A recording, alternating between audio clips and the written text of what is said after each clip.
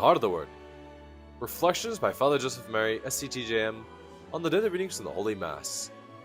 The 6th day in the Octave of Christmas. Special Encore Edition. From Sunday of the 11th week of Ordinary Time. The most viewed edition of 2024. The Mustard Seed of the Manger. God bless you, dear family. Today in the Heart of the Word, the Gospel comes from Mark chapter 4. Jesus came to reveal the kingdom of God, to teach us about the kingdom, and to send us to proclaim the kingdom of God.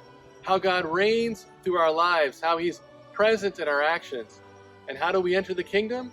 What is it like?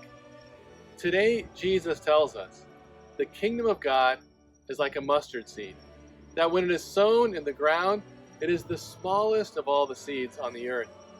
But once it is sown, it springs up and becomes the largest of plants and puts forth large branches so that the birds of the sky can dwell in its shade. My brothers and sisters, the kingdom of God is the smallest gift. It begins with the seed of faith that is sown in our hearts in baptism. It's so small that no one can notice it at first. But if it grows in the soil of the human heart, with the water of grace, the light of the Word, and the nourishment of divine charity in the most blessed sacrament, the Holy Eucharist, the kingdom of God grows within us. God grows in us. And the branches of the cross, the branches of His love, shape the way that we think, speak, and act, and we discover the true purpose of our lives. These branches become a home for others. And what difference does it make in the world? The same difference it made on Easter Sunday, when Jesus appeared to the disciples and said, "Peace be with you. As the Father sends me, so I send you." Jesus said in the Sermon on the Mount, "Blessed are the peacemakers, for they will be called children of God." My brothers and sisters, the world needs peace, and it needs peacemakers, and it needs the kingdom of God. It can seem so impossible. The kingdom can seem so fragile and so powerless, but it is the true power that changes history.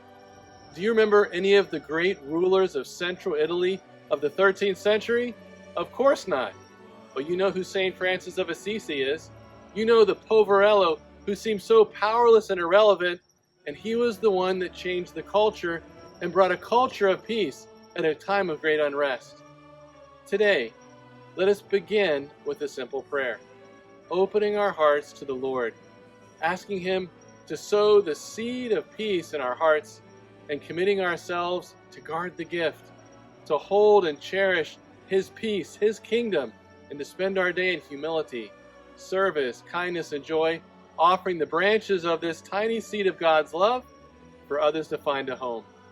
And what is the home we offer? The kingdom of God. Let us listen to these words of Mother Adela.